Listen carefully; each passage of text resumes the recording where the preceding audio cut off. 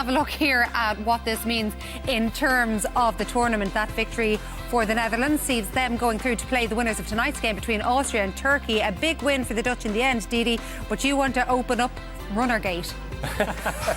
Well, the game was decided. It's the last minute of the game. Marlon's on the counter-attack, and if we can roll it in the last goal. There was a guy on the pitch before, a few minutes before, and obviously must have lost his trainers. So there's one here, and the other one is kicked away by the... We'll show it in just a moment. At the moment, we're obviously just watching the Dutch players and the man who's got 2 goals there celebrating.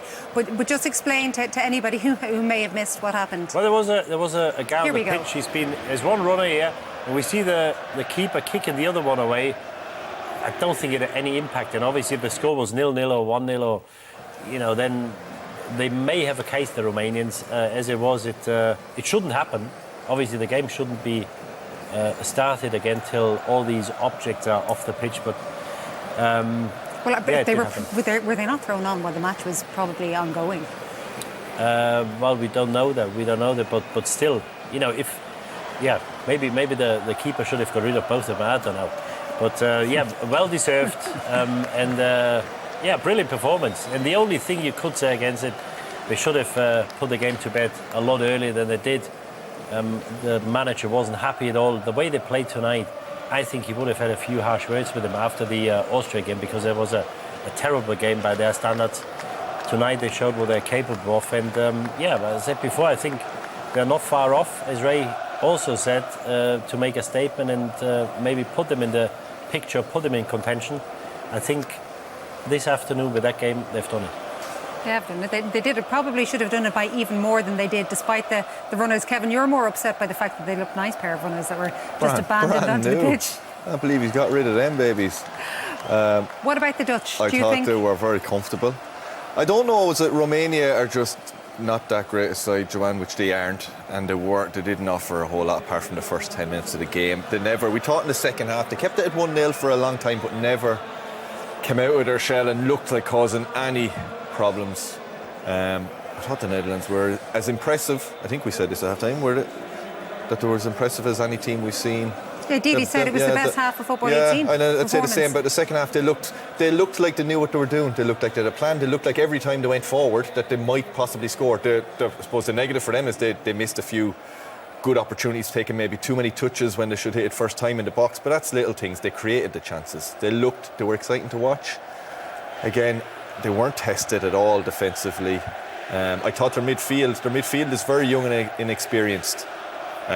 Coming into the tournament, they lost Frankie de Jong, and their main player's injury didn't make it, and their midfield is low on caps. But I thought they were excellent tonight. I thought Schouten, who was taken off with 20 minutes to go, I thought he was really good.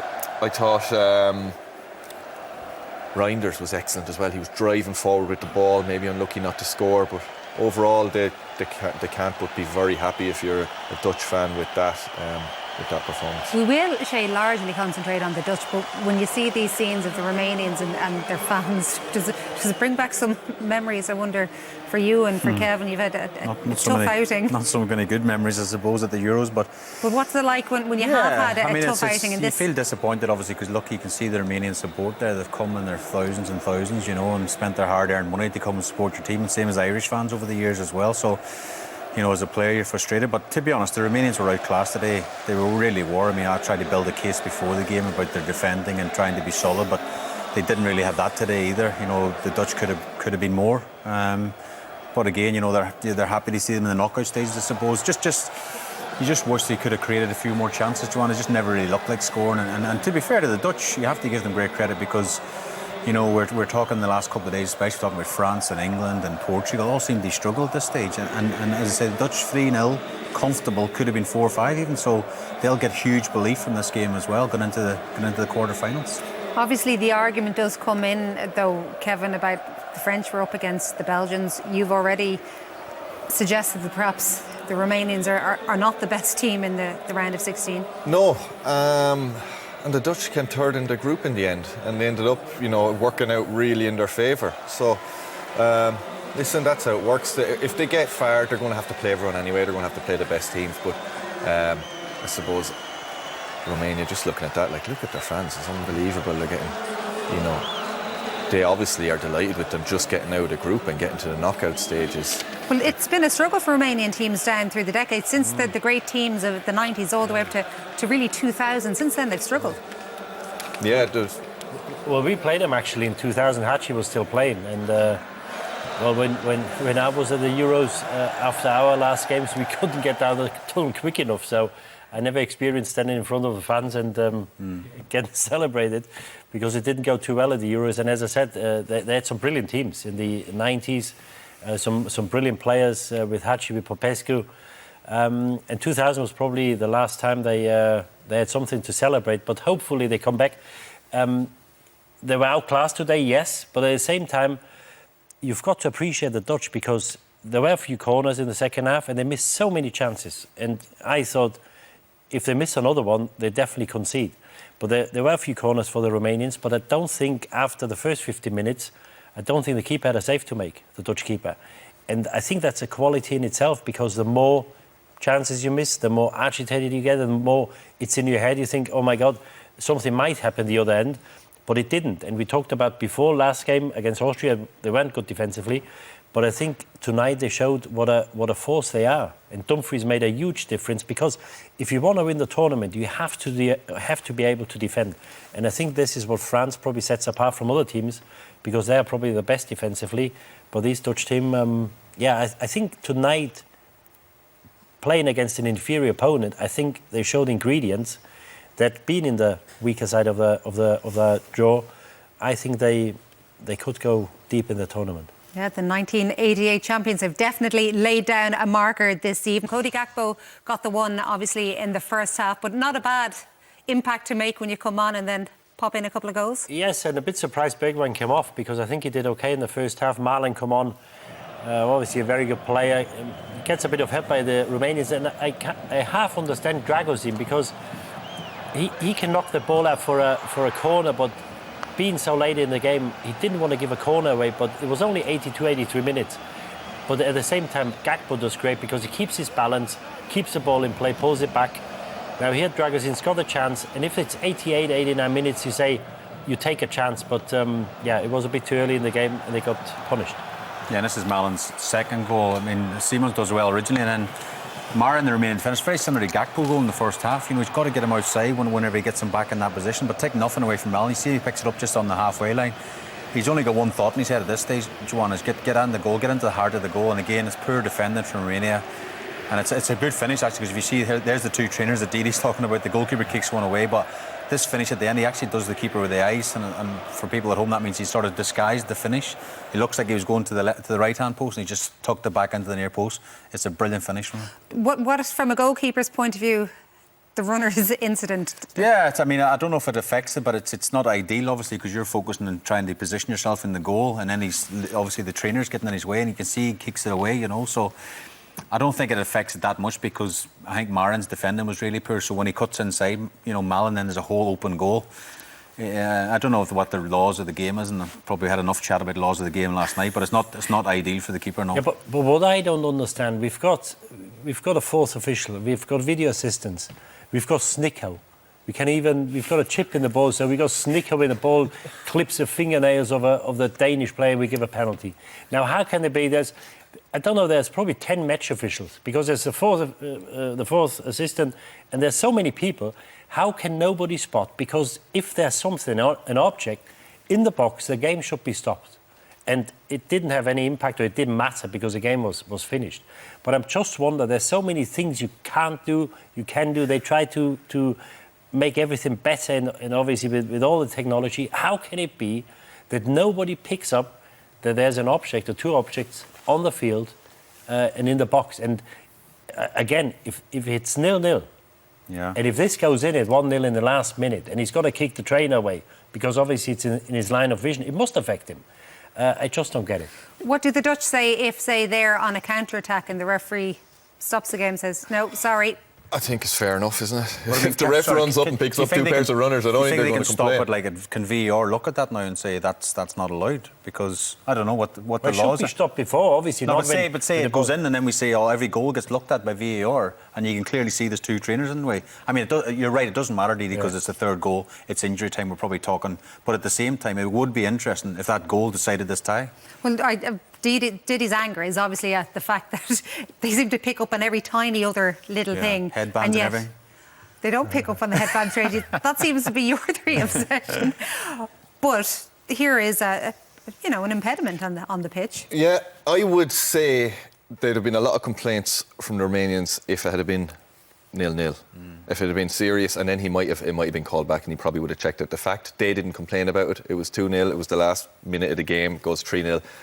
It was over for them and they weren't bothered. I think if it'd have been a different story, there would have been checked. It would have been, listen, we don't know for certain, but I'd imagine that would have been checked. Would the laws say any outside interference and then the game is stopped and suspended? Well, remember there's a famous goal, I think it was The a beach Sunderland ball, Darren Bell scored with a beach ball, yeah.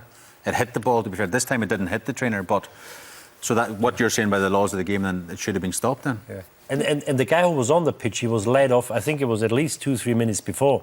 So the only thing I can think of, that the Romanian goalkeeper was outside his box because his team was attacking.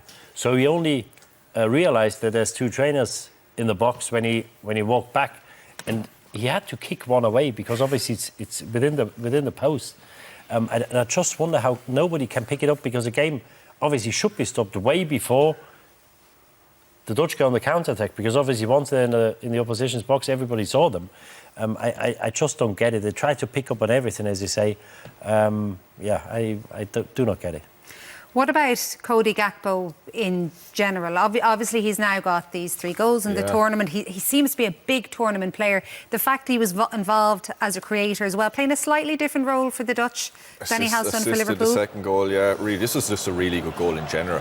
Really good play from him. He's a tall man, isn't he? He's very good. He's a striker, I suppose. He's a centre forward, but the Dutch play him out on the wing. And I've seen him for Liverpool. He has come on in that position. I don't know. Looking at him today, looking at him in the tournament, coming into this position and being able to score like that, as Shea said at half-time, the defender shouldn't be letting him inside as easily, and the keeper probably should save it. Still, he's done it. Second time in the tournament. He's dangerous from set pieces. He is just an all-round centre forward. He didn't have a fabulous season for Liverpool, and saying that, I think he had 57-something appearances and 18 or 19 goals, so it wasn't that bad, but he didn't start every game. He was offside there, it was pretty an obvious one, but involved in everything good for the Dutch, and on that left side, I think you're getting the best out of him with his pace, direct play, takes people on. Just a good player, Joanne. Could you see Arne Slot maybe using him more like that when he comes in next year?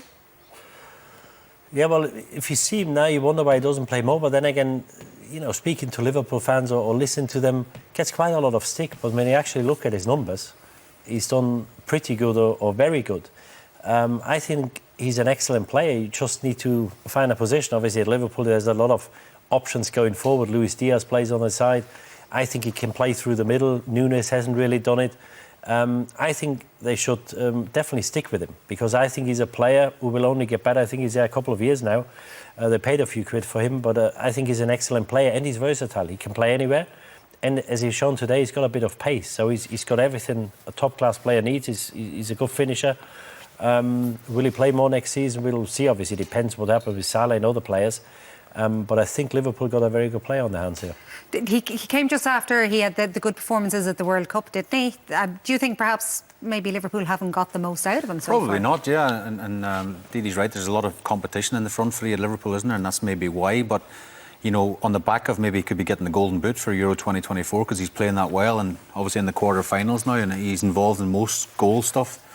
It's amazing what having such a great tournament can do for a player, back at his club as well. And I'm sure Arne Slot's looking at this going, my God, we've got a right good player on our hands here, and I need to get the best out of him. So it'll be interesting to see. All Liverpool fans are thinking, well, what Arne Slot's going to do at Liverpool, but Gakpo's done himself no harm at all. If you look at the Dutch in general, you're all kind of suggesting that they could go very, very far. Obviously, they have the favourable side of the draw as well. 24 chances they created today, and bar the one in the first half. It took them so long before they finally added to that. We had to cut quite a few off this. We indeed spoke about Dumfries coming down the right, Depay in the middle here. So it's kind of a bit of a sitter. You have to give Ratu a bit of credit there because he made a mistake for the first goal, but managed to get a block in. But again, the Romanians were so open at this stage. You know, I just think if he lifts that to the back, Gakpo's free. This is Van Dijk from a corner. You know, we know how dangerous he can be. A brilliant header, unlucky to hit the post. And you know, as I say, we had to cut this right back for the amount of chances they did create. I mean, if you're going to be overcritical, it's just they have to be more. You know, they might not get this many chances against a better team. Again, that's Depay with a good save from Neto, and this is quite clever actually from Depay because the Romanian wall jumps, and we've not seen that very often. Normally, they have someone lying behind the wall. They didn't. It was clever from Depay, but didn't hit the target. But again, John, we cut this right back. This is Veerman with the chance, and actually when he missed this, you know, it was 1-0 at that stage. We thought that was a big moment. Romania might get a chance, but never looked like scoring after that. And again, this is a poor pass, I think, from I think it was Malinak out to Gakpo. It was a poor pass with the outside of his foot, you know. But you know, Ronald Koeman, look, I think we're picking up some brilliant positions in the final third, and I know they've scored 3, but it could have been a lot more. Well, he's been one of the most influential players in the tournament so far, certainly for the Netherlands.